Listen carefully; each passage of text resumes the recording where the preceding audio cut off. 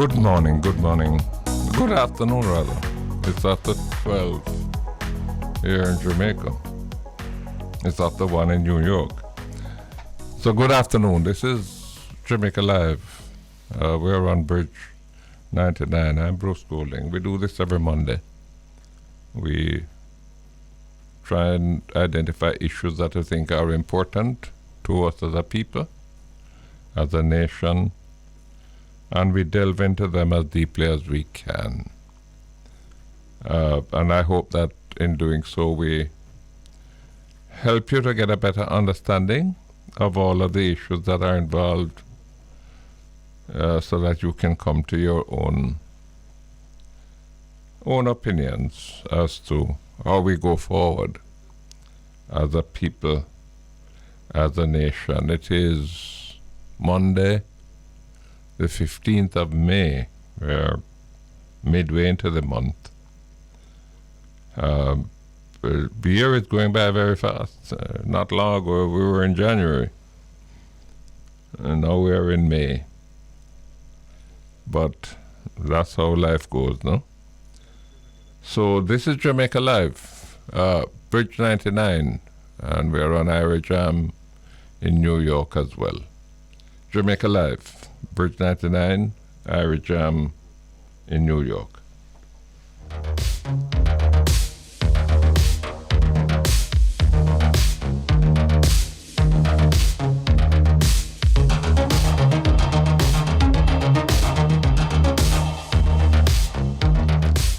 Transportation is a critical part of a country's life. The level of efficiency with which people are able to commute from one point to another can make a world of difference, not only to their convenience and and comfort,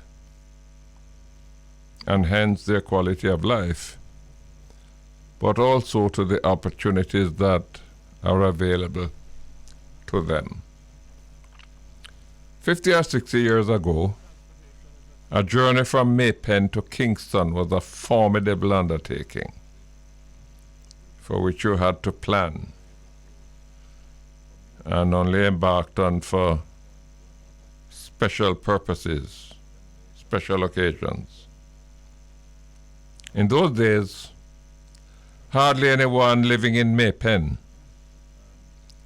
would think of seeking or taking a job in Kingston if he or she had to make that journey to and back every day. If the job was attractive enough, he or she would rent somewhere in Kingston. A student living in Maypen or Linstead or Anata Bay would hardly be able to go to a school in Kingston if he or she had to travel that distance every day. 50 or 60 years ago, the farmer in Crofts Hill had a set routine. He would reap his crops, dig his yam, pick his akis or cut his callaloo on a Wednesday, because Thursday was the day when the market truck would load up and head off to Maypen or to Mandeville or to Kingston. In many ways, transportation defines the things we can do, the opportunities that are available to us, our earning power, and our disposable income.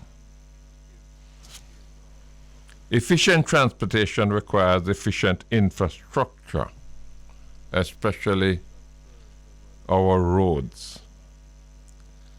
But even if we have good roads, we encounter another problem: congestion.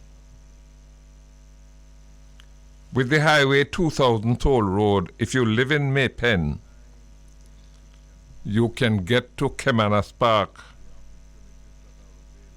in half hour, or Kemanas in half hour. But at 8 o'clock in the morning, it will take you another half hour to get to Halfway Tree. Another bugbear that undermines the efficiency of transportation is the movement of commercial cargo. If you find yourself on a busy thoroughfare with a lot of oncoming traffic and you are traveling behind a long trailer laden with cement or beverages, it is that trailer that determines the time it will take you and all the people traveling behind you to get to where you and they are going. Many, many years ago, in fact, starting from 1845, and you know that is 178 years ago, a railway system was built in Jamaica. When it was completed, it covered 216 miles of railway tracks, stretching from Kingston to Montego Bay and from Kingston to Port Antonio. It carried both passengers and cargo. At its peak, it carried 1.2 million passengers and 900 million tons of cargo each year.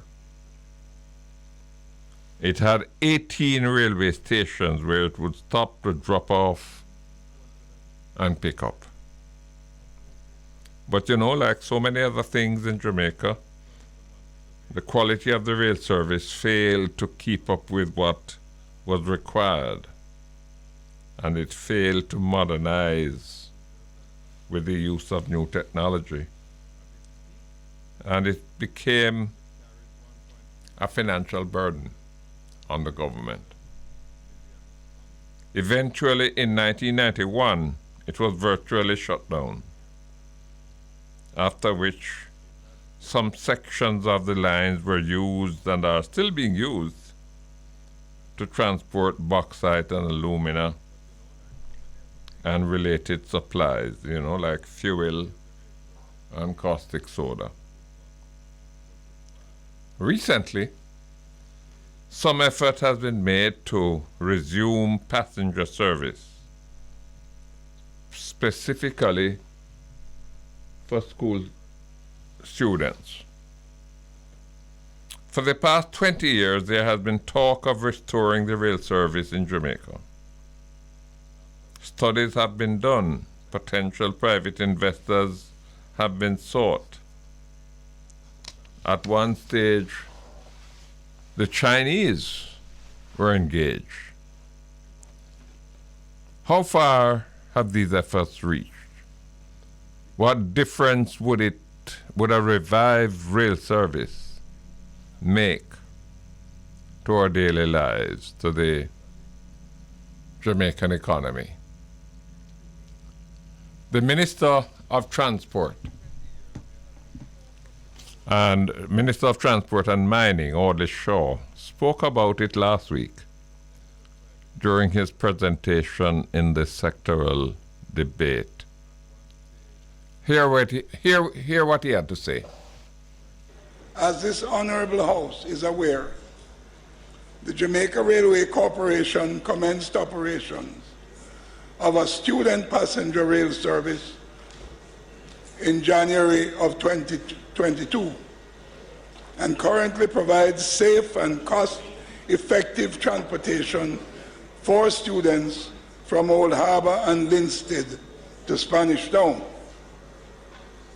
The JUTC and the Jamaica Railway Corporation continue to partner with the Ministry of Education and Youth to provide this transportation service to students at 6 schools located in the environment of Spanish Town, namely the Innswood High School, Jonathan Grant High School, Spanish Town High School, St. Catherine High School, St. Jago High School, and Jose Marti High School. A total of 78,943 students have been transported since the start of the service,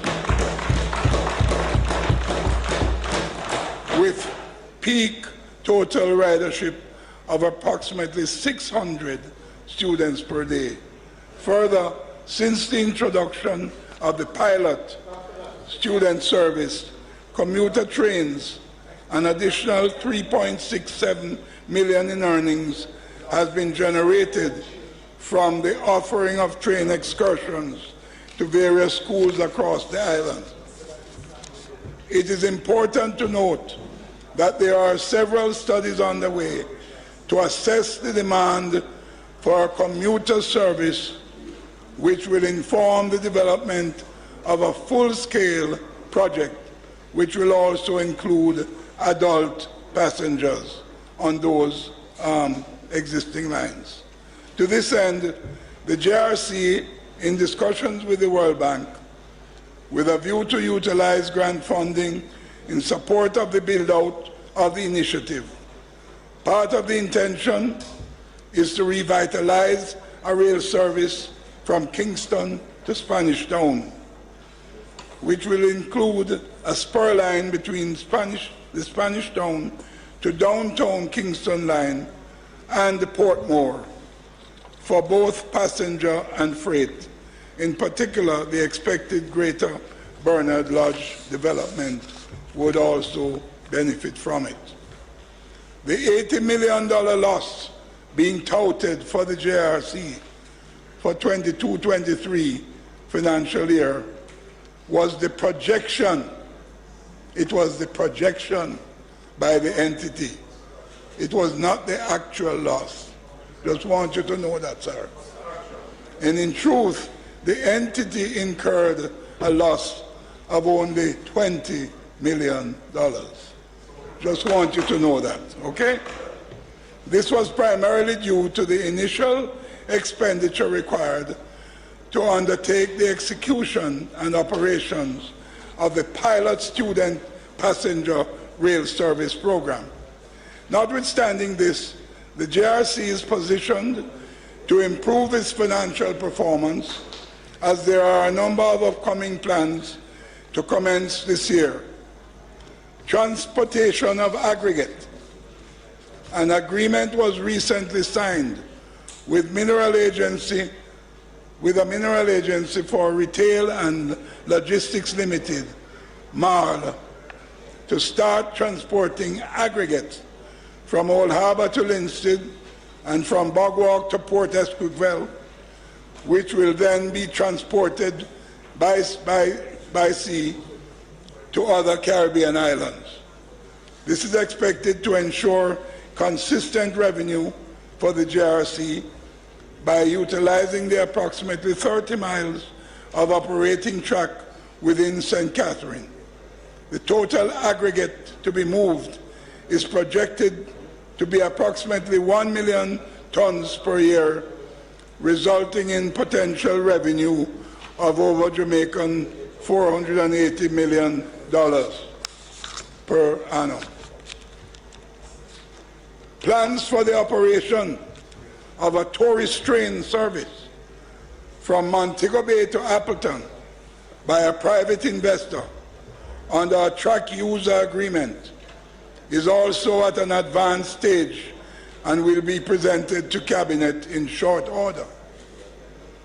The project will be implemented in 2 main phases. Phase 1, Montpelier to Appleton, construction rehabilitation commencing in 2023 and the start of rail operation into Montpelier by 2024-25. Phase 2, Montpelier to Montego Bay, construction to commence thereafter. Plans are in place to expand the commuter rail service to transport over 5,000 workers daily in support of a business process outsourcing investment, which is expected to come on stream shortly in Angels in St. Catherine. The JRC is actively engaged with the investors to bring this process on stream in this fiscal year. It is also to be noted that freight along the Spanish Town and Linstead rail section is high on the agenda for this fiscal year, and I want to stress that our goal is to eventually revive the Kingston to Montego Bay passenger and cargo service.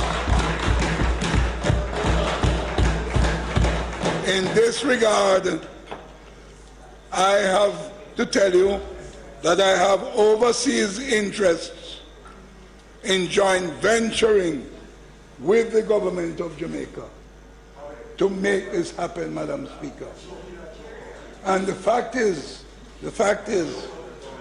that over 30 years now, in 1991, Madam Speaker,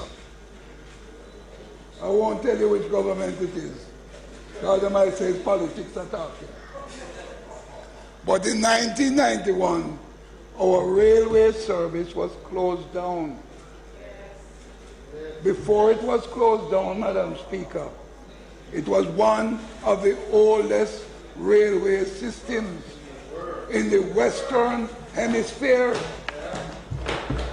established by the British government to assist in the sugarcane industry in Jamaica. And the irony, Madam Speaker, is that globally, the train service, railway service, is constantly expanding and technologically improving. But in Jamaica, we are closed down. Doesn't make any sense. And this has got to change. We must bring back the railway service in Jamaica full time. That was Minister Odishaw, Minister of Transport and Mining, speaking last week in the sectoral debate. We're talking about the rail service in Jamaica. Historic. It was built over 100 years ago, and it lies now virtually unutilized. And we want to discuss today whether or not this is a resource, this is an asset that we have that could be put to good use and could assist in moving Jamaica forward. We're on Bridge 99. This is Jamaica Live, and we want to link up now with Beauregard in New York. Bo, are you there? Good afternoon, Mr. Golden. What happened, big man? I'm here recuperating from the weekend, sir. What happened over the weekend? Mother's Day weekend. Yes. But you're not a mother, so why are you recuperating? But I definitely had a wonderful celebration for the mothers on Saturday. That's Mother's good. Day tribute, and it was well attended, wonderful occasion. I believe that everyone had a wonderful time. So we have to hail them up, I mean, we men tend to demand equality, but when it comes to family, the women, the mothers are the key. yes, they are the backbone. Yes. Everything. They hold the family we need to together, respect them and to honor them, and not just do it on Mother's Day, but every day of the year. Every day, every single day, sir. What's the weather like up there? The weather is lovely. We're in the 70s today. You're in the 70s today? Yes, sir. 80-something tomorrow. So I can buy a ticket and come up there? Yes, man. Come catch some of the sun and the good weather. I'll follow you. Nice to hear you, Bo. You too, sir. You're a good guy. Oh, you say me, sir. Good. Thank you very much. All right. We're talking about the rail service today. The rail service in Jamaica, which has been dormant, pretty much dormant now for 30 years. But let me give you an example of what a revived rail service could mean. One of my sisters-in-law worked in downtown Manhattan, but she lived in Trenton, New Jersey. That's about 70 miles away. That is like the distance from Santa Cruz to Kingston, or from Rio Bueno to Kingston. And each morning she would leave home at about 7 o'clock, drive to one of the railway stations in Trenton, park her car, and jump on the train. And in less than an hour, she would arrive at her destination in Manhattan. She saved herself a lot of gas, the wear and tear on her vehicle, and all the traffic headaches she would have encountered if she were driving that distance. But what would a restoration of the rail service require? And how efficient and cost-effective would it be? Listen to Mr. Fitzroy Williams. He was the CEO of the Jamaica Railway Corporation. He's no longer there. But this is he speaking about this matter a few years ago. One of the fascinating things about rail, and this happened not only for sugar, but for banana, for bauxite, and for passenger service, is that the operating costs for carrying one coach is pretty much the same from a marginal cost standpoint as carrying 100 coaches. So you put together what is called a train consist. That gives you an efficiency, bar none, when it comes to land transport in moving people or in moving goods from one point to the next over extended long distance. The economics of that make a lot of sense in cheaper transport costs. So who benefits? The consumer, the user, the commuter, the person who has to take goods from Kingston to Montego Bay, because the more you carry, is the less it costs you. That translates to benefiting the final user of a product or a service, because they end up paying less in transport costs, which is a factor into that final price of the goods because of the use of rail service. There is also savings from less accidents. It is a safer means of transport than other land transport means. So it's not only less costly or the most cost-effective land transport, it's also the safest means of land transport. Our history and our record is that we actually is one of the safest railway in the world during our operation. The operation ended because the use of rail for passenger service on a national scale was not as economic as it needed to be.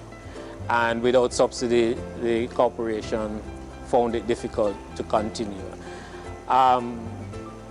The capital outlay for rail and the maintenance operation is significant and costly. And over time, the railway found ourselves not being able to properly maintain its infrastructure. Passenger rail has not been in operation since 1990, but other operations such as cargo has been in operation. Or revitalization plan that we have will make significant economic development contribution to Jamaica. I know there are concerns about whether, like other public transport, it will have to be subsidized. No, We will operate a business model that requires no subsidy from government. We have studies that show that a link from Kingston to Montego Bay alone, nowhere else, just Kingston to Montego Bay alone, will add $100 million per annum to the GDP. That's separate and apart from the labor value added, which is another $5 to $10 million annually. All the ripple effect of the communities along the route that will be developed for tourism. The business case suggests that you make significant financial gains or benefit in those areas. The first revitalized component will be from Montego Bay to Appleton, and that in itself tells you what one of the main attractions is. It also opens up the Wise Fall, the South Coast, and a number of other attractions that are in the interior of the island. We kind of had lost that vision once. We have recognized that again, and we are therefore pushing full steam ahead to ensuring that the rail revitalization plan for Jamaica come on stream, take off, and that we'll be back on track with rail operation in the near future. That was Mr. Fitzroy Williams, former Chief Executive Officer of the Jamaica Railway Corporation. We're talking about the railway service, whether or not it is feasible to revise it or to revive it, and to what would be involved, and how do we configure it to be part of Jamaica's growth and development aspirations. That's what we're talking about today. Let's take a break. Welcome back to Jamaica Live. We're on Brit 99, we're on Irish Jam as well in New York. Today we're talking about the rail service in Jamaica, whether or not it's something that we need to restore. One of the limiting factors is that what we have is a single track. That is like a single lane road where vehicles can travel in only one direction at a time. In countries with modern railway systems, they have at least 2, and in some cases up to 6 parallel tracks, so that trains go up and down in opposite directions. They pass each other at rapid speed, and there's no chance of them colliding with each other because they are on separate tracks. Now, it would cost billions and billions of dollars for us to dualize our rail tracks, to lay down over 200 miles of tracks. That is something that would cost a breed of money that we could hardly even think about. But it may be that another way can be found. Suppose we were to sectionalize the tracks and run the trains up and down on the same track within each section, like a shuttle. Suppose, for example, Kingston to Spanish Town was one section, perhaps with a stop in Gregory Park. And then Spanish Town to Maypen was another section, with stops in Old Harbour and perhaps Sandy Bay. And then Maypen to Williamsfield would be another section, with stops in Four Paths and Clarendon Park and Porus. Williamsfield to Magotty would be another section, with stops in Greenvale and Balaclava. Magotty to Montpelier would be another section, with stops in Ipswich and in Catadupa and Cambridge. And then Montpelier to Montego Bay would be another section with a stop in Anchovy. It would be like the subway in New York or the tube in London. You take one train to a certain point, then you jump on another train to another point, and to get to where you're going, you may change trains 3 or 4 times. But if properly managed and synchronized with firm and reliable schedules, you may travel a distance of 30 miles in less than an hour. You may go as far as 50 miles in less than 90 minutes. How do you think commuters would respond to that? Much would depend on the reliability of the scheduling. If train A is supposed to leave out at 7 o'clock to get to point B at 7:20 so that you can catch train B that leaves at 7:30, then train A must leave at 7 o'clock and must get to point B at 7:20. Any delay at one segment cools the game and screws up the whole journey. Another factor that would be critical to make the thing work is the facilities at each point where you board the train or get off the train. You know, the train stations. There can't be just some dingy structure, the only purpose of which is to get on and to get off. But suppose each stop is not just a place, but as they say in tourism language, an experience. Suppose, for example, a stop in Spanish Town or Maypen or Clarendon Park is a place with shops like, Burger King or Island Grill and KFC. And restroom facilities where you can go, grab a quick breakfast, get a haircut, or buy the newspaper and read it while you are waiting on your train. Traveling by train would then be not just a journey, but an experience. That is what it's like in New York. That is what it's like in London. What difference would that make? How would commuters respond? How much of the congestion on our roadways would be relieved? How much of the cement and lumber and fuel that now snarls traffic flow on our roads could now be taken off and transported by rail? What would be the cost to the commuter or the distributor? And would that cost be affordable? How much of that cost would be offset by the revenue derived from renting shops at the rail stations, to the Burger Kings and the Island Grills and the KFCs? In some countries, they put a special tax on motor vehicles to subsidize rail transportation. And where would the investment to create such a service come from? To buy the modern, efficient locomotives and the comfortable rail cars and build out the facilities at the several rail stations? Government? Or private sector? Or a joint venture between both?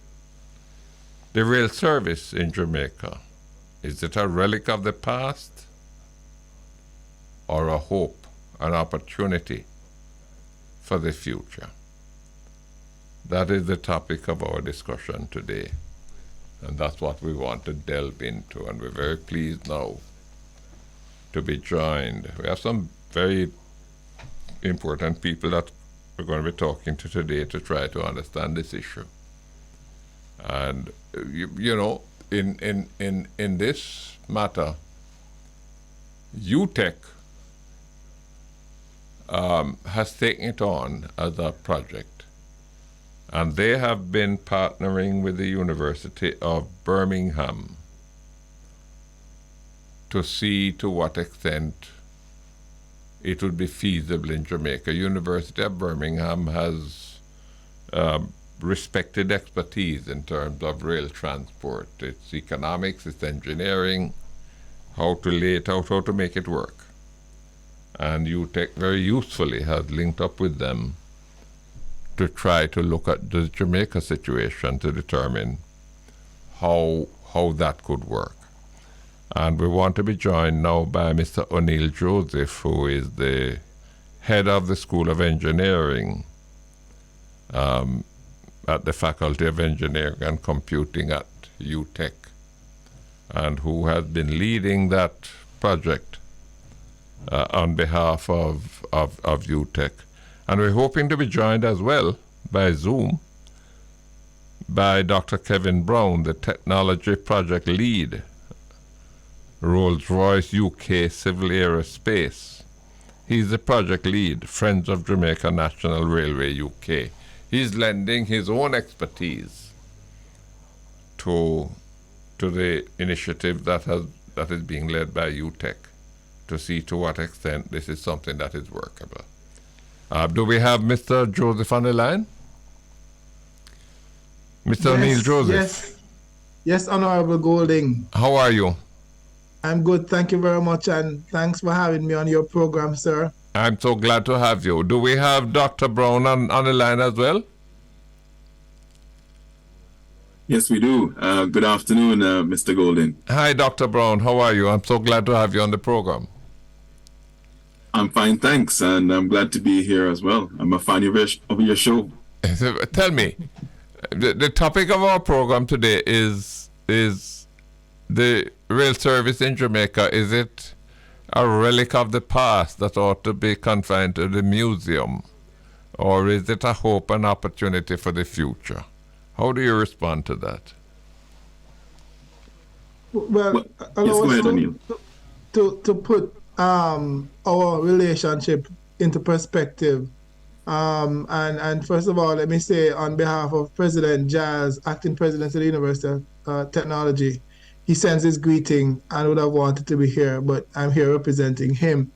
Dr. Kevin Brown, I'll allow him to provide a little bit of a perspective in terms of how this marriage between the University of Technology and the University of Birmingham came to being, and then we will seek to go into a little bit more into answering that particular question, and also provide a little bit more of our understanding of the feasibility or whether or not the rehabilitation effort can actually be proceeded with. So Dr. Kevin Brown, I'll allow him to go ahead at this time.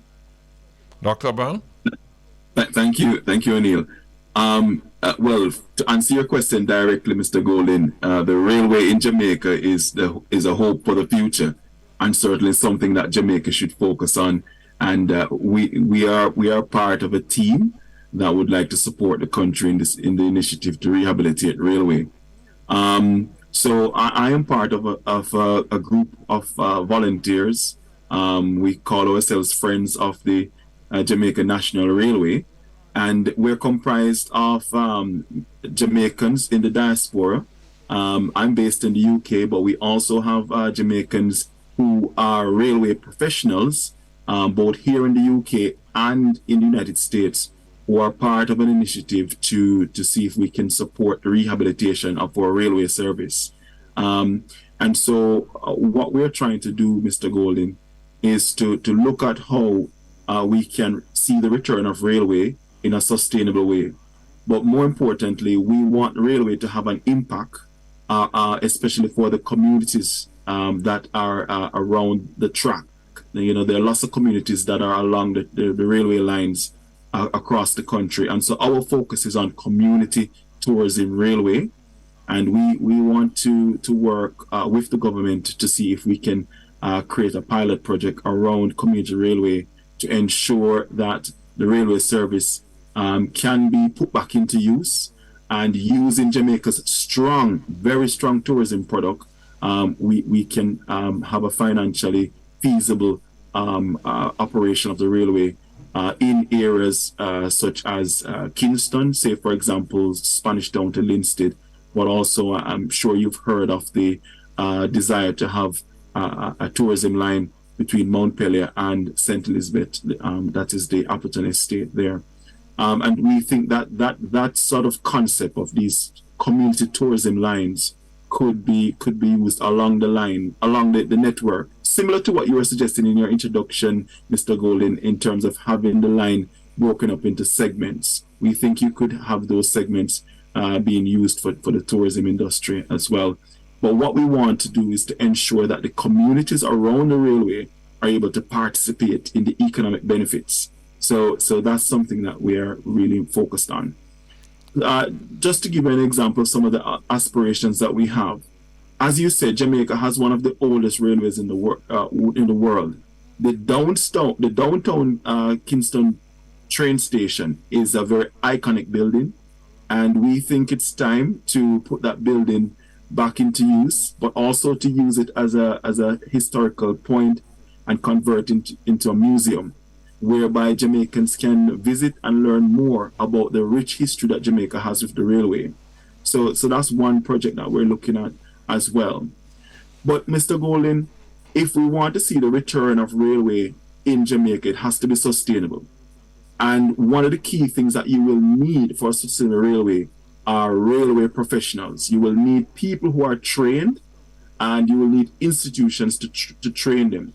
You will need institutions that will also be able to support the industry in terms of industrial challenges that they may face. And this is why we have supported the relationship between the University of Birmingham and the University of Technology. And this relationship, which Oneil will tell you more about, we believe creates the foundation for a sustainable railway system. Because as it stands, you have a railway in Jamaica that has not been running for many years, and so you've lost a lot of talent over those years. And so we need institutional remedies now through UTech to train the next generation of railway engineers, railway managers, and so on. And as you said in your introduction, Birmingham is an internationally renowned center for railway excellence. So we believe we found the right partner. We have there's a formal agreement now between the two institutions, and we had our inaugural railway symposium last year to really look at how we could work together.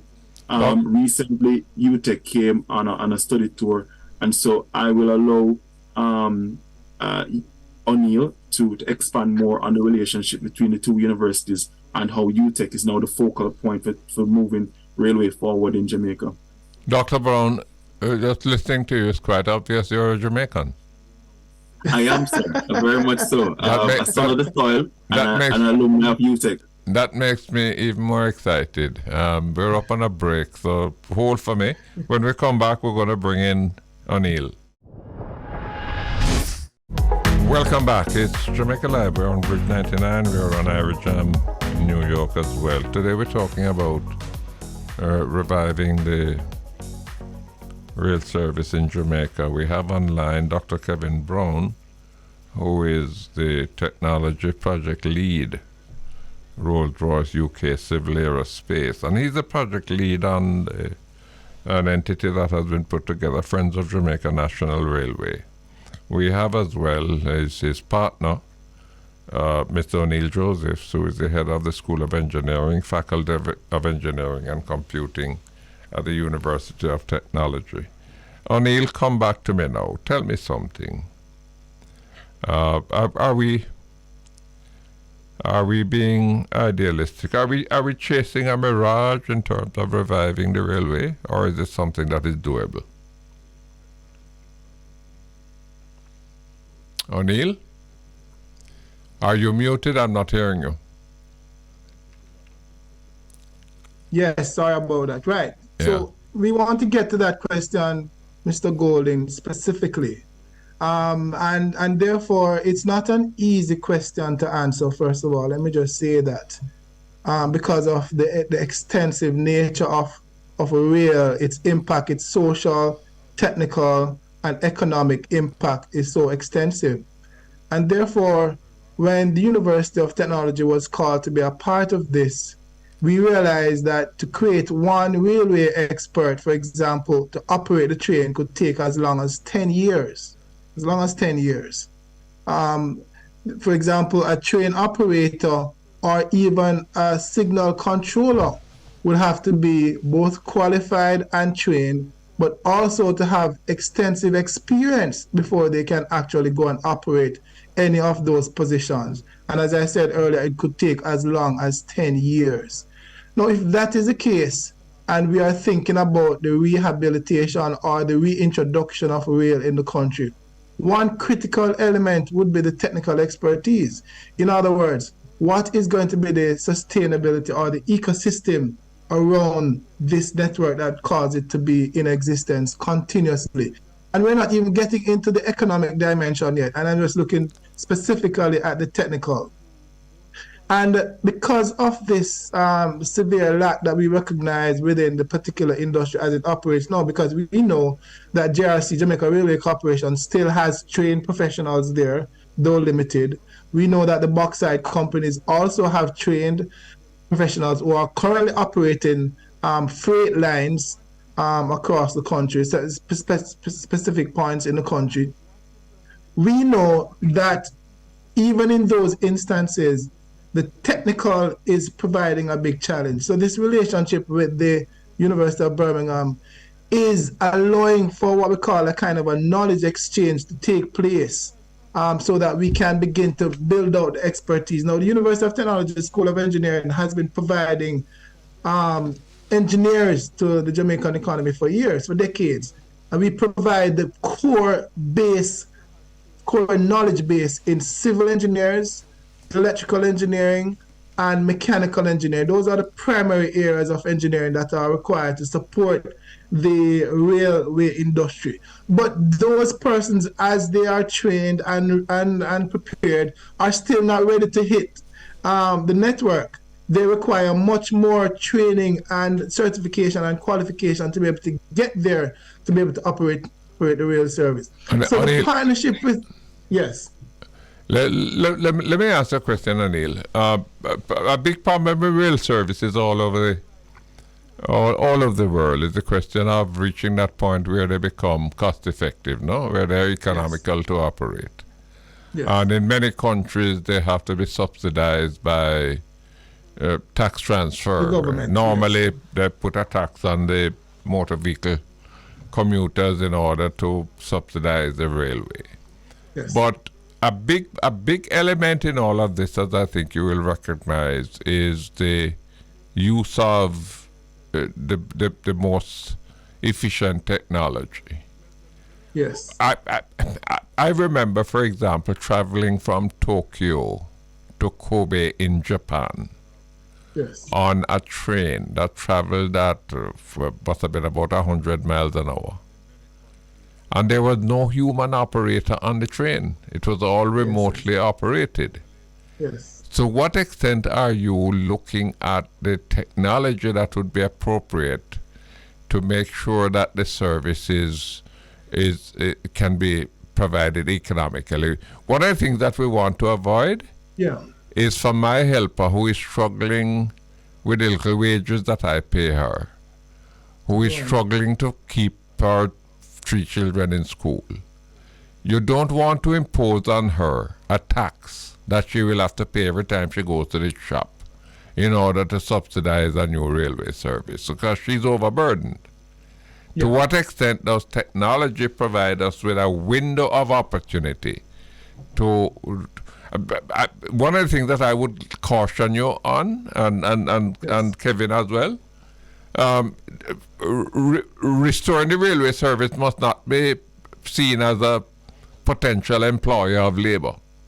It must be a means of moving people and cargo at an efficient, cost-effective way. Agreed. And therefore, technology is going to be critical in all of that. Isn't that so? The good thing about where we are now in our rail service is that we have the opportunity to catapult where we are to the point of high-end technological innovation in rail. So, for example, the use of hydrogen to power these rail, these locomotives is one example of leapfrogging us into the future. Unlike many countries like the UK and perhaps even some parts in the States and Canada, you may find that the current infrastructure is serving to delay that. given the capital outlay that is currently on the ground and the fact that the life cycle on some of those networks, they've not even started to bore a kind of a break-even point where they can be changed out. So where we are now, we can actually leapfrog our current state to a very advanced state if we were to consider rail now. Look, you mentioned something earlier about the single line track that we operate. When you consider what happens between downtown Kingston and 3 Miles, we know 3 Miles is one of the busiest intersections in Jamaica. Along that leg as well, Spanish Town Road is one of the most industrialized sections in the country, and along that leg has perhaps more school per square square kilometer than anywhere else in Jamaica. So there is actually the possibility of considering rail for freight, rail for commuter, rail for tourism, and because the demand on that particular leg is there. Now, this is the question: can a single line track facilitate that, and what will allow for that? And I'm saying it is the technology. It is the advancement in the technology of signaling and control. And particularly the University of Birmingham they're the experts. In fact, this is their area of strength, signaling and control. So we have been able to look at their software simulation tools that will be able to model multiple trains on that single line, having what we call bypass loops. One train goes into the loop and the other train passes, right? So that is pretty much possible to have trains moving up and down on that single track with those loops, network of loops that accommodate that. While the train, in fact, our current line goes straight into the port. So we could be taking freight out of the port into downtown Kingston and along Spanish Town while operating commuter and so on. Now, the thing is, our transport system is bursting at the seams. It needs a solution, and we feel that rail is a solution. But I didn't want to get to that solution too quickly, because this is it. This is the situation. It requires a particular type of study, and this is what we have been pursuing. The University of Technology along with the University of Birmingham. We recognize that what is required now is what we call a feasibility study, a business case, an economic plan, to create what we call the master plan. Many persons would sentimentally or anecdotally or just by observation or using academic guess to determine that yes or no, this is economically viable. We know for sure, from the experience, that anywhere a train line is, you find significant economic activity, significant social impact. We know also that the trains themselves, both infrastructure and the rolling stock, are not in themselves economically viable in most countries. And in fact, the viability of it is the economic spin-off that it has around it. Lands are appreciated, business are initiated and brought into growth and so on. So really and truly, it requires careful study and analysis. Now, this is the recommendation that we have before the government of Jamaica. It requires a systematic study into its economic justification and feasibility that will allow for us to understand the different iterations, the different business cases, the different business models that are appropriate to our particular context. Now, feel free. Where the technology is concerned, we are talking to the University of Birmingham. That's where we went there 2 weeks ago. We were there last month, and we saw innovations on top of innovations. So we are not worried about the application of the technology. What we want to do is to understand our particular transport system, how rail plays a role in that, and because the nature of rail requires a long-term plan. It requires an ecosystem. The partnership with the University of Birmingham will allow for that to happen. The training that is long-term, even the project itself, if we were to think of just building one leg out, we're not seeing anything perhaps for the next 5 or 10 years if we were to even implement a small leg of 6 miles of rail, for example. So this is something. So the University of Technology sees this as a project, and we certainly think that it is going to be viable. but it must be informed by the appropriate studies that will come, that we're seeking to get to the government of Jamaica through this partnership with the University of Birmingham. Kevin, final comments from you? Well, Mr. Golden, my final comments would be that we have a strong history in rail, and I think many Jamaicans would support the drive to see the return of rail. As Oneil highlighted, there is a need for rail in terms of reducing congestion in urban centers such as the corporate area. I think that is very clear. But there is an opportunity here as well, as I mentioned before, that rail should now be a part of Jamaica's tourism product. There's an opportunity there that we're missing, and we need to grab that opportunity, in the near future. So although rail is expensive, although rail is capital intensive, Mr. Golden, I think that for Jamaica to move forward as a modern, soon-to-be republic state, we need rail to be part of that modernization of our infrastructure. And I believe that, as Oneil said, with the right assessment in place, it can be proven that rail has a business opportunity, not just for the private sector, but a whole range of other stakeholders, I'm sure, will benefit from the reintroduction of railways. So we in the diaspora stand ready to support the Jamaican government in this initiative, and we will continue to leverage our access to any expertise that we have overseas in countries that have a strong rail industry. We will continue to leverage that expertise to the advantage of Jamaica.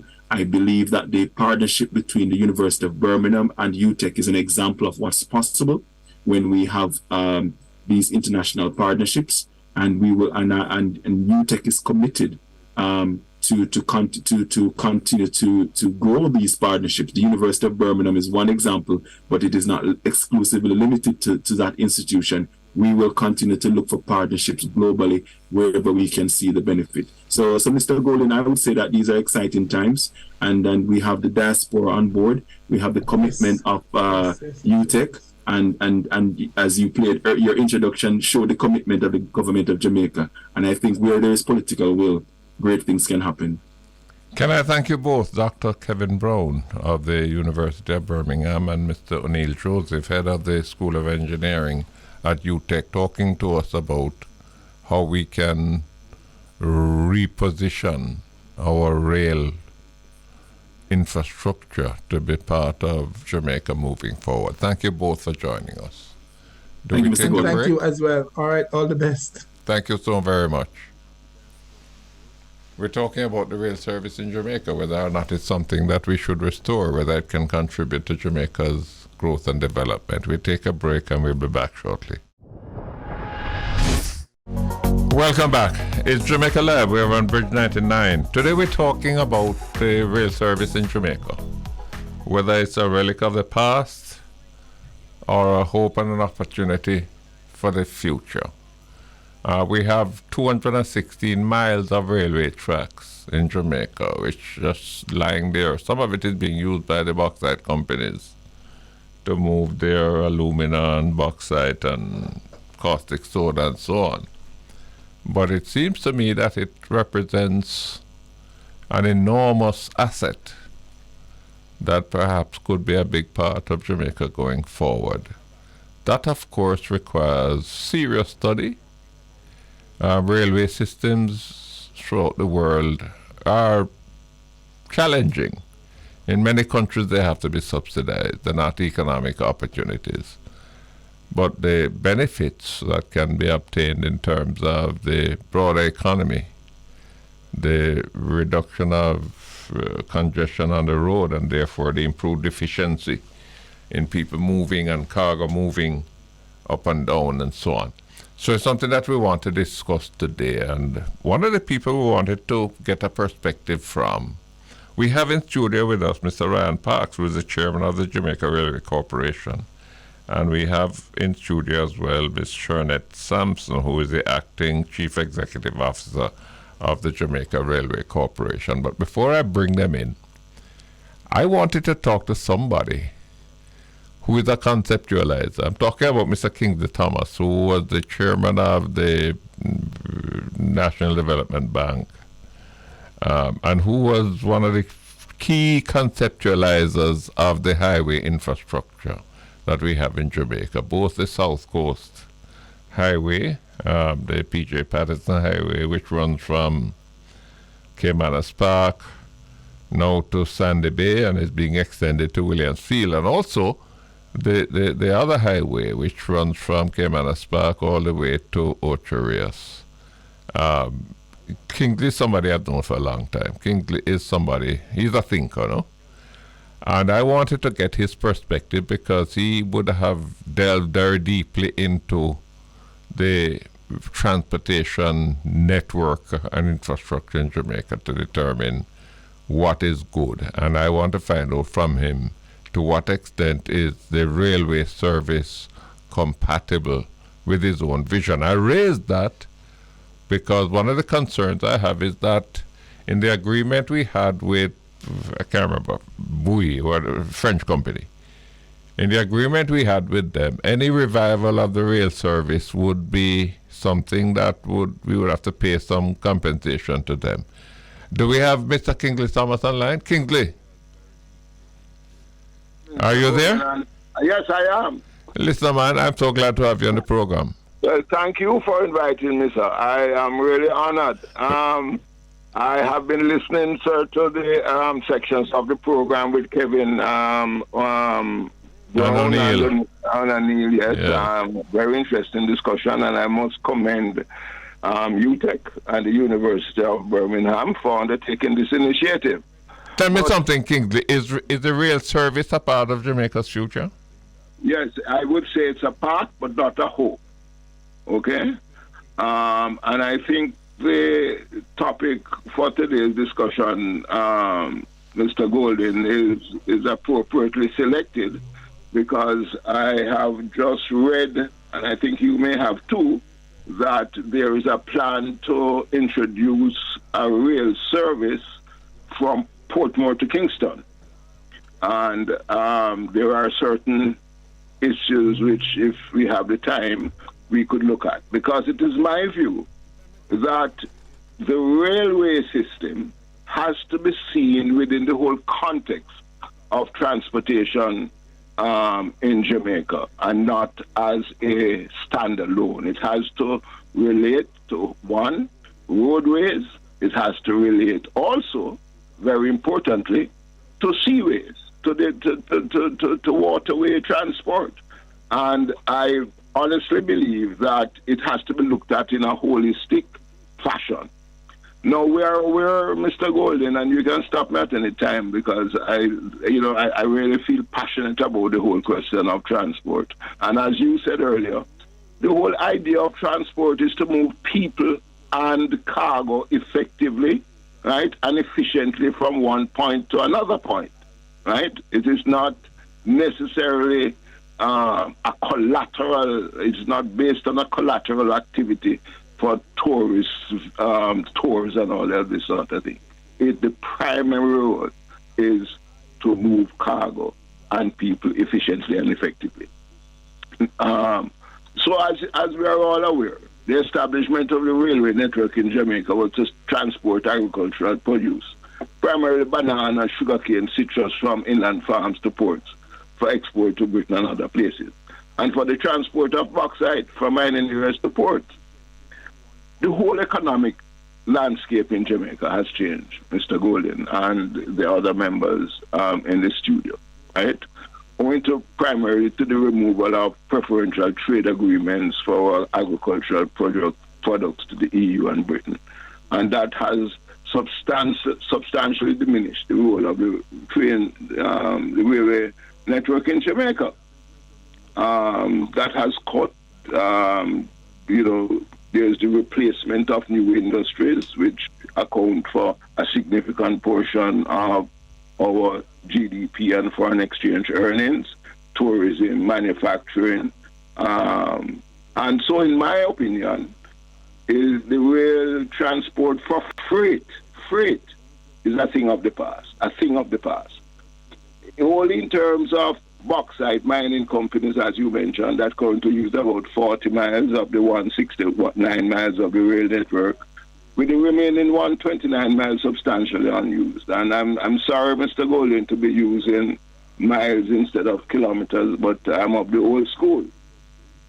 So the issue is, as I said earlier, that the rail service for bauxite remains and could be considered not a hope, but a part of the country's future. Now, there have been several attempts to introduce rail service for passengers between Maypen, Spanish Town, and Kingston with mixed results based on the reports I've received. And the point is that the advent of the Highway 2000 project occurred when the rail service was non-existent, and the traveling time between major population centers, towns in Jamaica, they were extremely long. Some people experience up to 4 hours from here to Ocho Rios if there was a situation on Mount Rasa, or if there was a problem on Flatbridge. So let us understand, in my opinion, and I submit, that rail service has to be seen within the overall context of transportation of passengers and freight in Jamaica efficiently and effectively and cost effectively, right? Let me ask you, Kingsley.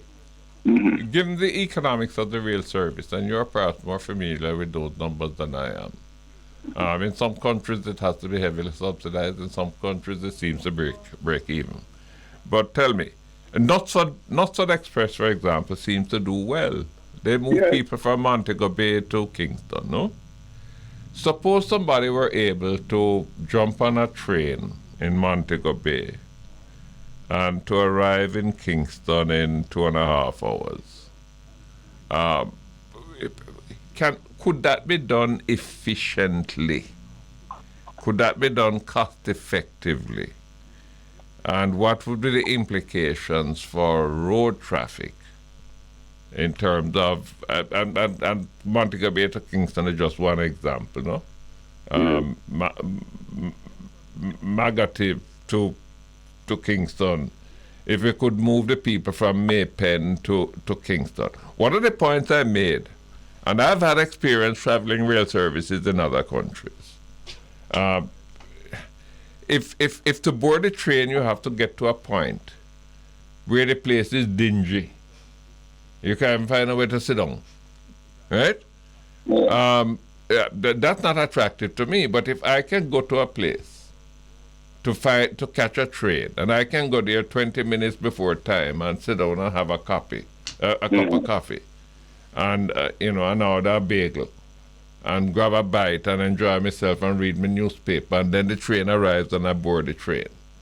But that's something that I would be interested in.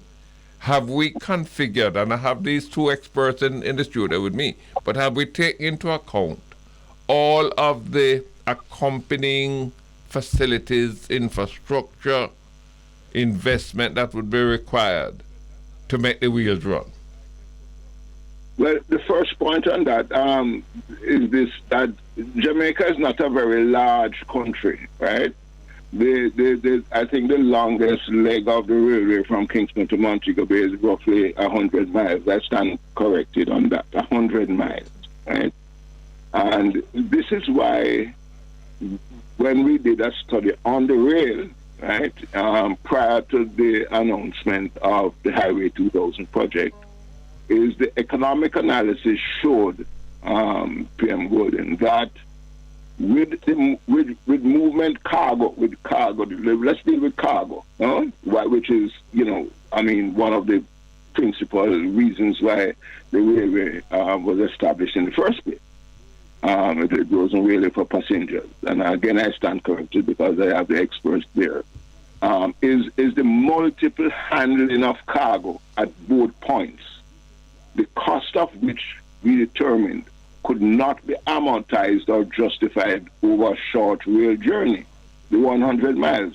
Take, for instance, a manufacturer PM Golden, that has a factory, say in St. Thomas, with a good product that he needs to get to Montego Bay.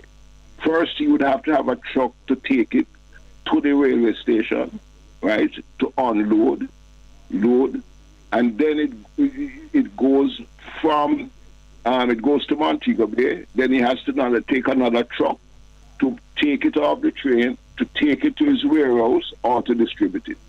Compare that to road delivery of cargo.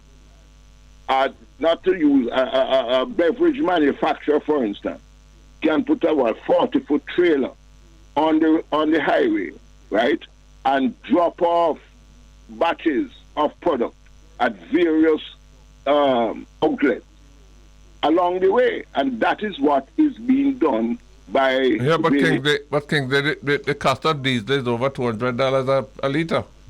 No, well, you're coming to another area, PM Golden, and that relates to the whole question of the introduction of new energy efficient ways of fueling vehicles. Well, Kingsley, right? Yeah. let me pause you, because these two people I've invited in the studio, they didn't come here just as listeners.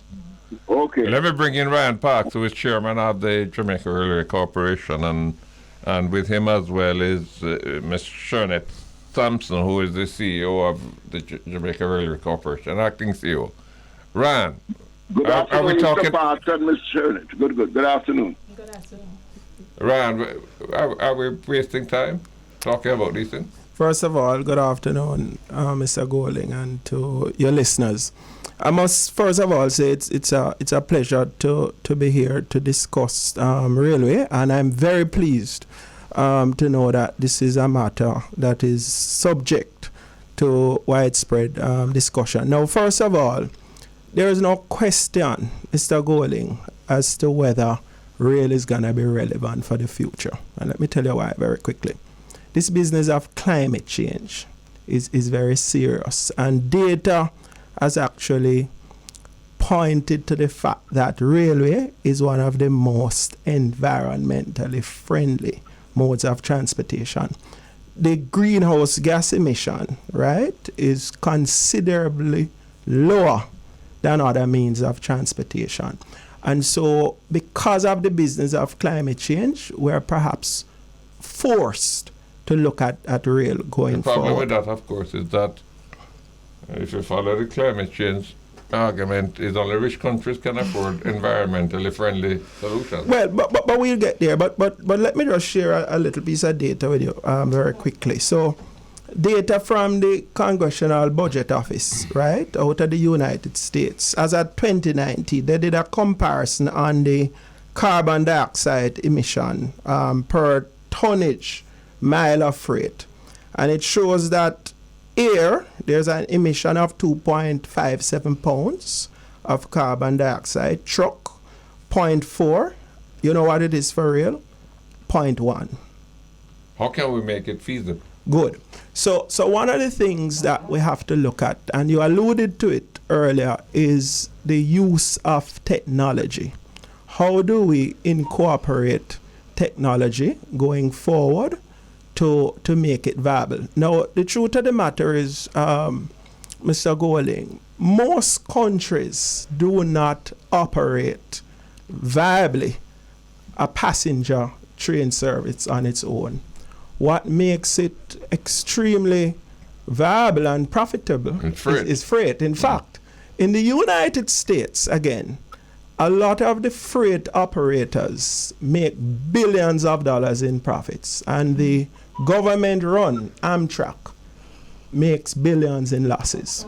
So coming back to Jamaica, and I want to respectfully disagree with Kingsley a little, because our transportation system going forward, rail must be seen as part of the wider ecosystem, right? The larger ecosystem that drives transportation going forward.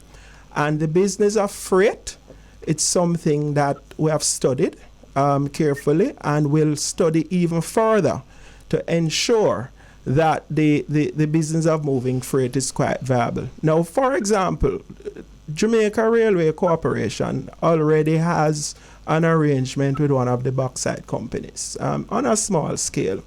And that particular arrangement has been quite feasible. And I'm very happy to say, Mr. Golding, that just recently, the JRC contracted with a private operator to operate freight service along the Old Harbour to Bogwa corridor, all the way to Port Esquivel, transporting aggregates and other forms of cargo. And the truth of the matter is, once you incorporate freight into the mix, then you would find that the business of rail becomes much more viable. And we're looking at how we can complement the existing means of transportation to provide a well-needed service. Well, let me ask Shernette this. I mean, your valuable asset, of course, is the hundreds of miles of track that you have sitting down. I mean, we couldn't afford to replace that today. The locomotives you have, they may worth nothing. I mean, if you rub off the grease off them engines, then you probably find that they were built in 1935. Them things for sure away. You have to get modern, efficient, energy efficient equipment. But if we're taking a holistic look at this thing, I had on one of your predecessors, Mr. Fitzroy Williams, on earlier, and he made the point, I think it's a very important point. If you have an efficient locomotive, and you're moving 20 cars, when you get up to moving 80 cars, your efficiency just moves up tremendously, right? So if we were looking at an arrangement where you have efficient locomotives, you're moving passengers, you're moving freight, as Ryan is saying, in all of those numbers, you can balance out to the point where maybe you could approach the government and say, well, look, we're going to have a shortfall of 20%, so that's the subsidy that we require. What I don't want is for you to beat up on my helper, to put on a tax on her to support the railway when she don't take no railway. And she's already having trouble to send for her 3 picnic to school. I don't want her to have to subsidize a service that does not directly benefit her. I want to see how far you can get to the point of break even. So if I even have to take a little money out of my pocket to say, well, help out the railway, I will do that, but I don't want to empty my pocket in doing it. What do you say about that? First and foremost, I will agree with Mr. Kingsley's approach that railway should be seen as an holistic view in terms of development, right? And yes, we have a few passenger cars that are over 30 years old, to be fact, and we're actually looking at whether we should renovate these relics or utilize in newer trains or used trains. One of our counterparts in Chile, we met with recently, they indicated their railway had paused, and they recognized that the economic importance and social importance to their economy has revitalized their railway. One of the methods that they'd use to bring back the railway was to incorporate used cars from Spain, but now they're moving towards a more modern and electric mode. In fact, we're trying to adopt a model of that where, because it's costly to invest in rail, and you have to have the return on investment. And one of those moves we're seeking to do is also to undertake significant studies now, because it's a directive, and we have to look at carefully how feasible these initiatives that we're undertaking, particularly looking into how the railway extend from Spanish Town through Portmore to Kingston. Additionally, we have a high investor interest in the railway, and we have to be able to capture that appetite. And one of those is to make the railway look like a lucrative opportunity. But I believe that the railway stands to be a part of our future because of the sustainability, the economic growth we believe that it will bring, and for the social good. And yes, it's a convenient way to a passenger to travel. In fact, we recently ran a pilot, which is a student passenger train service. We had an integrated component where we linked to the Jamaica Urban Transit Company. That model seems to have been working because the students have arrived to school on time, and we're looking into an integrated transportation mode. So yes, we can't see railway as an isolated mode of transport, but more interlinking, because this is the only way we're going to grow an economy and also our transportation issues, addressing congestion as well as traffic deaths, because we are impacted by the motor vehicle crashes that happen on our road. One of the issues also is trucking. There's damage to the roads. There's an economic cost to that. And one of the things railway can do is to take the burden off the road by carrying freight, aggregates, to and forth from the ports. And these are the things that we're looking at significantly. And I think this is where the railway would stand to be an important factor in the growth of the country, and also the whole organization itself. In fact, I just note that as a part, the Ministry of Transport and Mining now is currently reviewing its transport policy, and one part of that is climate change, becoming more integrating technology, and the railway is also seen as an integral component of that in order to develop a more sustainable transportation system. Kingsley, tell me, Yes, sir. where do we look for success stories? Where do we look for best practices that would be adaptable to Jamaica? What may work in Norfolk, Virginia may not work in Jamaica, but in terms of your explorations, have you looked at situations where we could find a kind of template that we could say with some modification, this can work in Jamaica? Yeah, we could. We are, however, limited by size, okay? And as Mr. Ryan said, yes, there is some freight movement taking place with the bauxite on about 40 miles of the existing rail network one, and that he just signed a contract with another extractive industry in terms of aggregate. That's well and good. And that is commendable. But what percentage of the traffic on the roads or cargo does that represent? Right? When you look at the level of... Not much.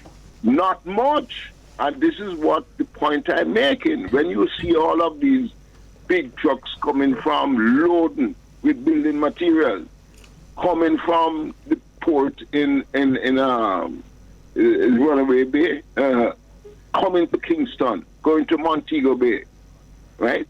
Those are the things which we need to concentrate on. When you see the distribution of food items, those are the things. And I'm saying, I may be wrong, I stand corrected, that the rail will not provide that level of flexibility. Why not? Right? Why not? Why not?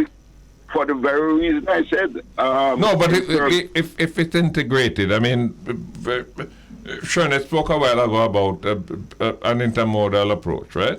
Yes, if it's integrated, if you can jump on a train and get to from point A to point B, and when you get to point B, there are options available. Mm-hmm. There are taxis. There are, you in other words, you're not starting from scratch again. There is a kind of continuity in terms of your transportation requirements. Yes, I agree totally with that in terms of passenger movements, right? Totally, right? Where it's an integrated multi. Yeah, but if you're talking about freight, mm-hmm. the Grace Kennedys of this world, the Mussons of this world, the Carimeds of this world, they need to service points all across the island, no?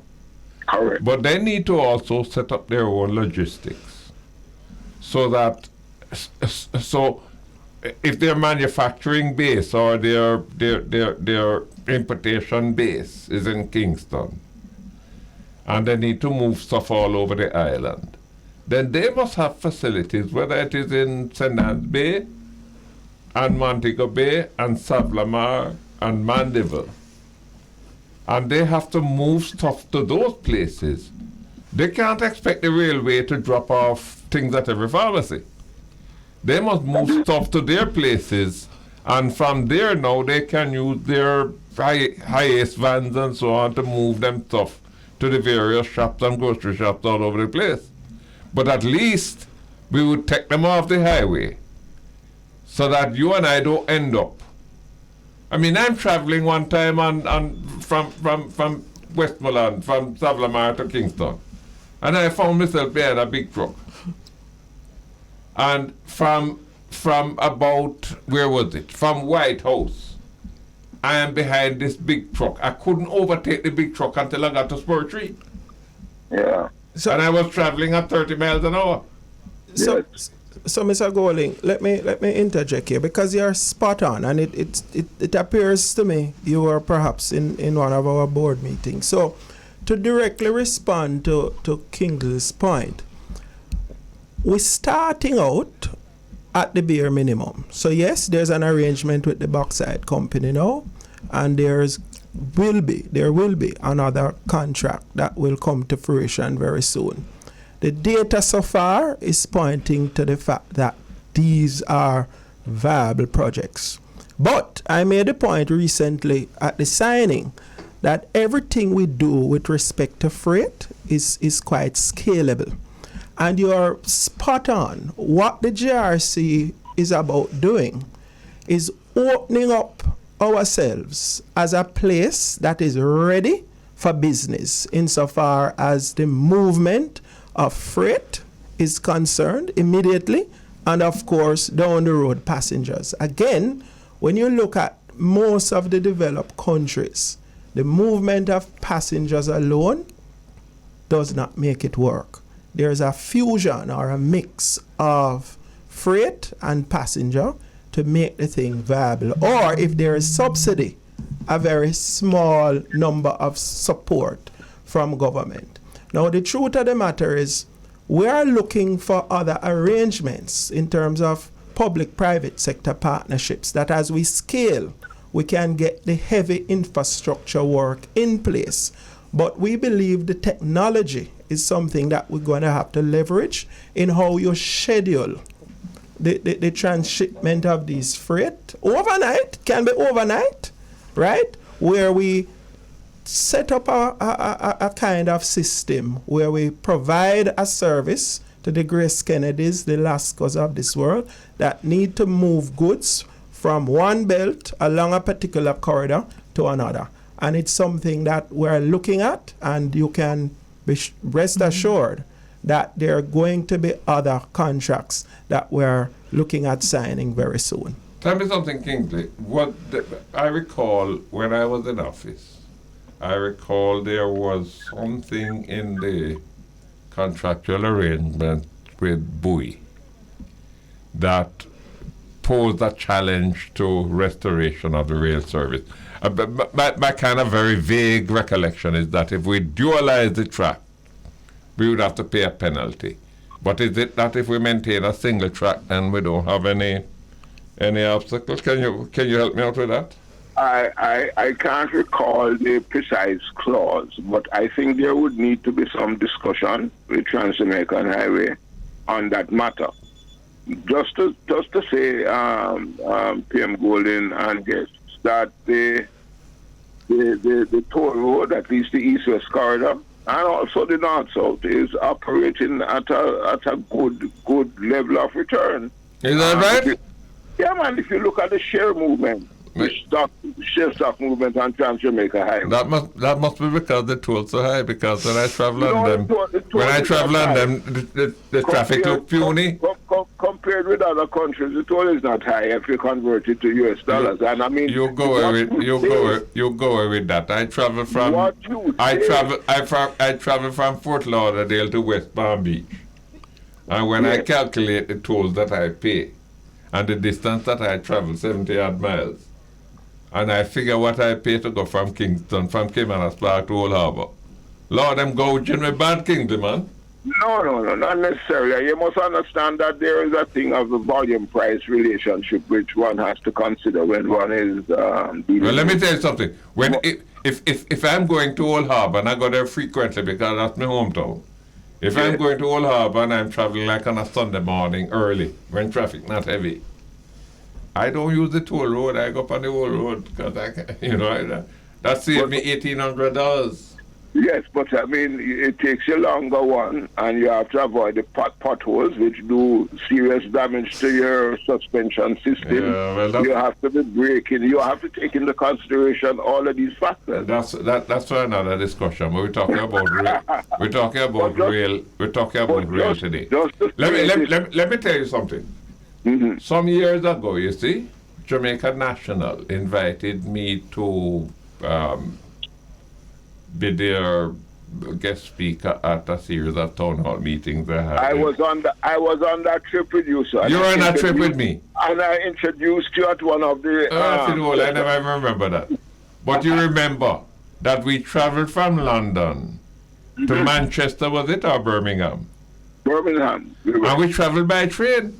Yeah, I recall. And it was an enjoyable ride. Very enjoyable. So why we can't have that in Jamaica?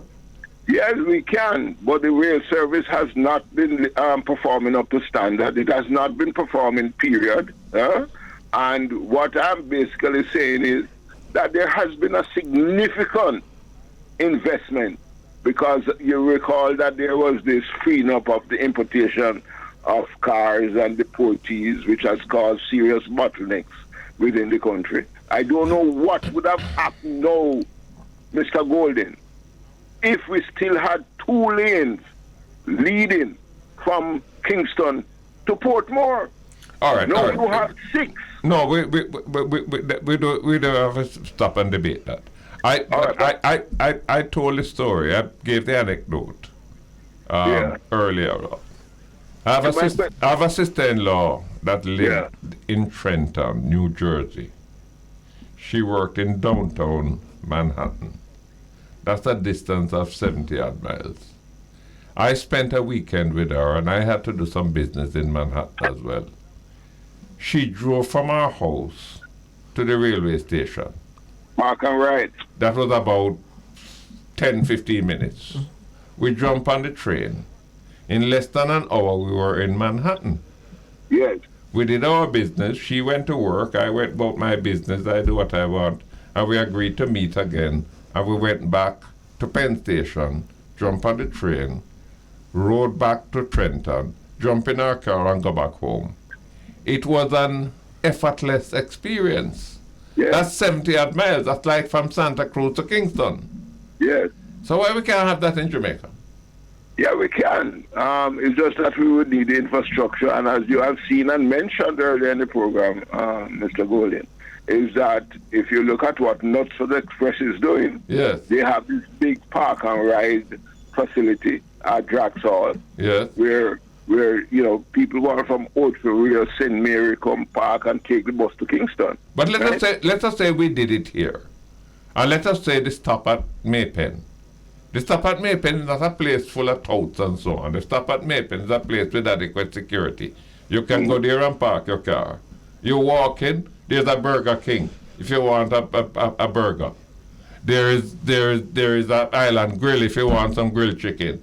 You can go there early, grab a bite, meet a friend, and then if you know the train is supposed to leave at 12:10, you make sure that you have to pay your bill at 12:05 and get to the door quickly to get on the train. That would be a source of revenue to the whole system, right? Because Burger King would have to pay a whole heap of money for that space. So why that can't work? So one of the things, Mr. Golding, we're looking at, and I know Shernette can speak a little more about this, is that we're looking at the role of rail insofar as how we complement existing modes of transportation. For example, in the urban and the Kingston metropolitan area. We had recently some Indians that looked at a particular model that will see us connecting uptown to downtown with a travel time of approximately 15 to 20 minutes, right?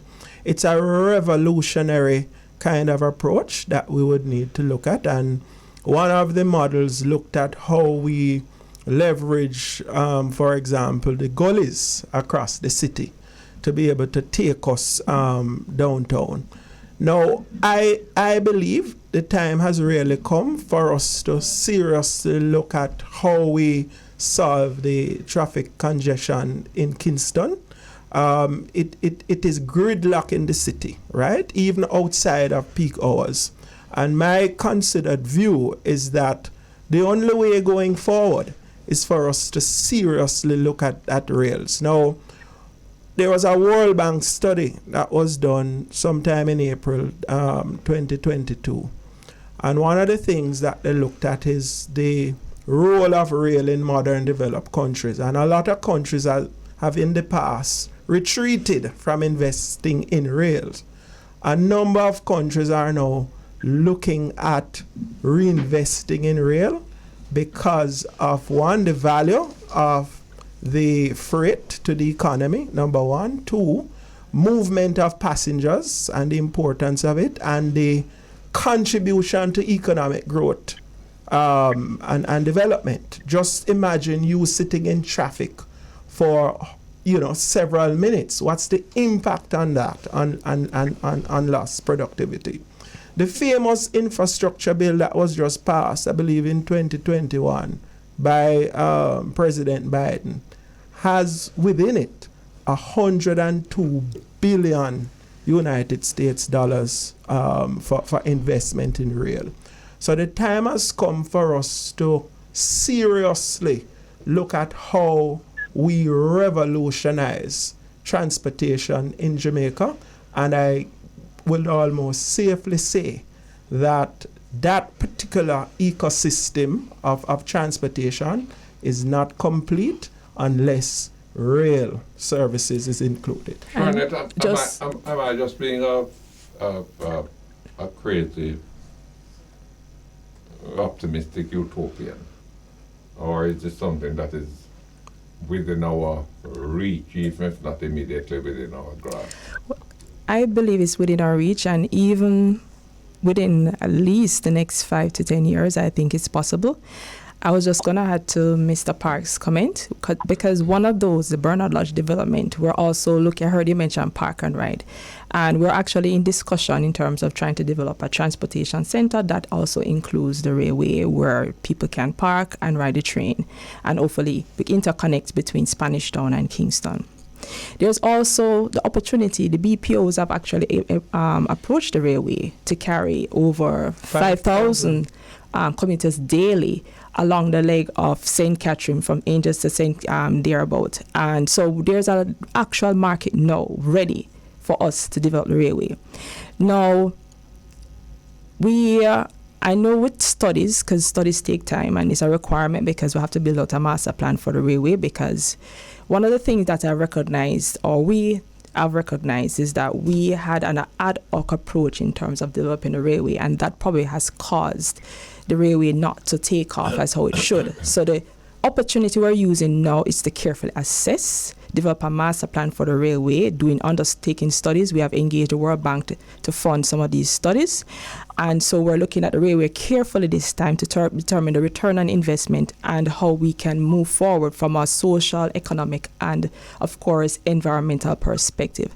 So out of these studies, we believe that the railway can become a viable opportunity in this country. Kingsley. Yeah, can I just make one point here? Because I want to put a question to you, but go ahead. Based again on World Bank studies, right, which were done, toll road highways proved that it gave the highest rate of economic return compared with all other transport modes.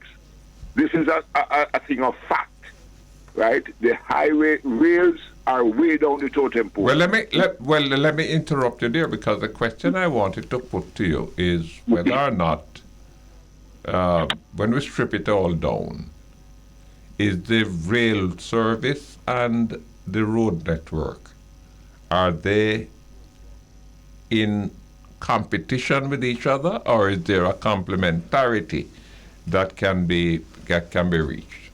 They can coexist. They can coexist. Once there is, as Shernette said, is that the whole thing has to be looked at. This whole transportation system has to be looked at, and there is a role for the rail. I was very happy that Ryan mentioned the whole issue, because that is where we have the problems now in our urban centers, right? And the issue of congestion and the need to put in some form of rail infrastructure to get people, to get the cars off the road to ease the congestion. And I don't think that this is, any rocket science.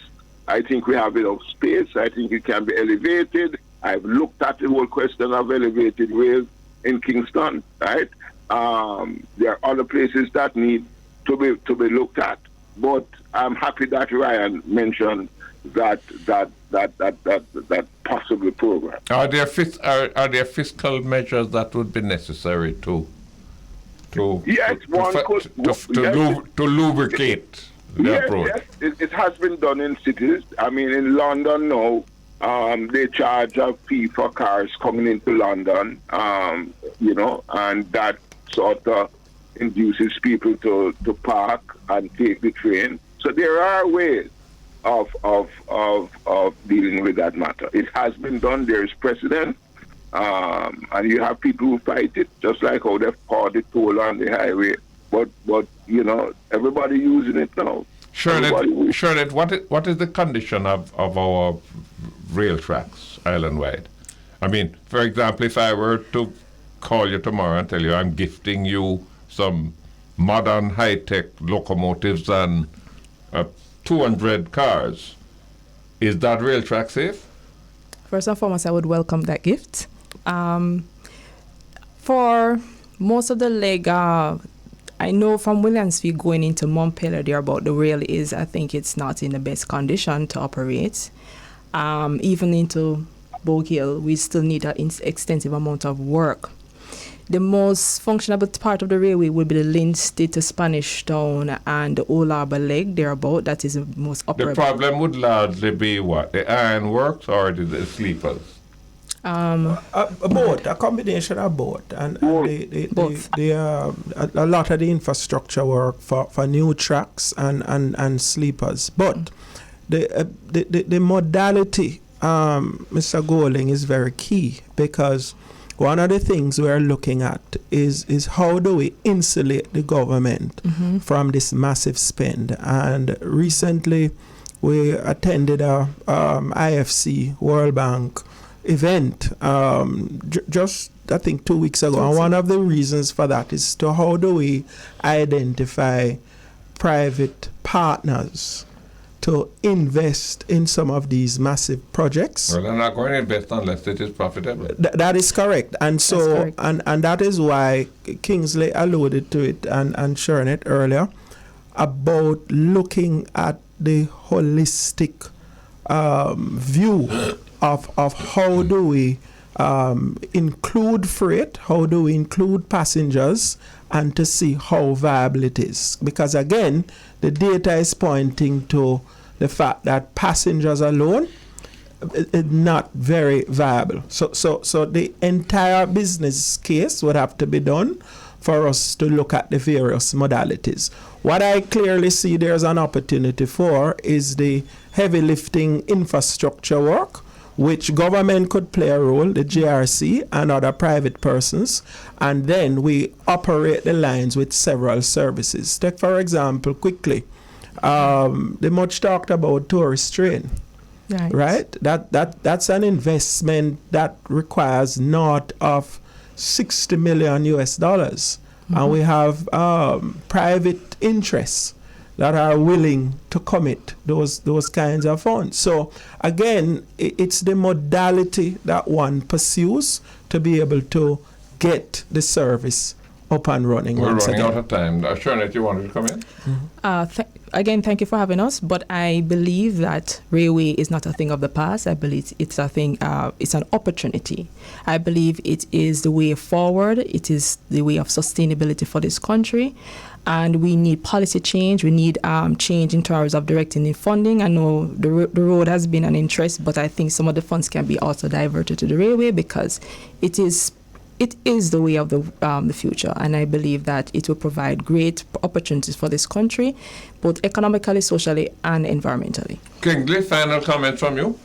My final comment, and thanks for having me, is that the rail, as I said earlier, is a part of our future, right? Primarily in terms of passenger movement, and in even greater particularity, if that is a word, in terms of what Ryan said in easing the congestion in Kingston. But they both can coexist. But it has to be dealt with and looked at in a very holistic manner in terms of the whole transportation infrastructure in Jamaica. Thank you very much. Thank you very much, Kingsley. Time's up for us. We want to thank all the guests who joined us today. Mr. Oneil Joseph from UTech, Dr. Kevin Brown from the University of Birmingham, Mr. Kingsley Thomas, consultant, conceptualizer of Highway 2000. We want to thank Mr. Ryan Parks, Chairman of the Jamaica Railway Corporation, and Ms. Shernette Sampson, who is the acting CEO of the Jamaica Railway Corporation. Today we focused on the rail service, whether it is something that we should just confine to a museum or whether it is something that can provide opportunity, economic, social opportunity for Jamaica going forward. We hope you found the discussion useful. You know our thing on this program. We don't try to put decisions in your head.